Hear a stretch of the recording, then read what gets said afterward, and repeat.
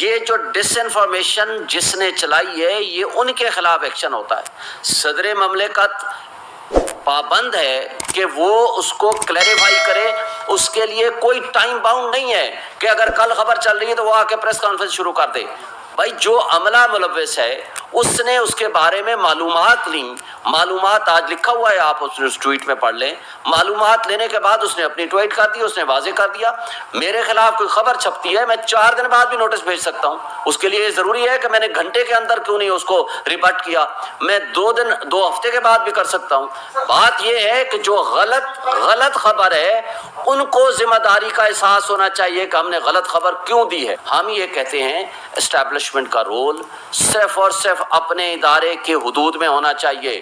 ہم آئین اور قانون کی بالادستی پہ یقین رکھتے ہیں اور آئندہ بھی یہی ہمارا مطالبہ ہے۔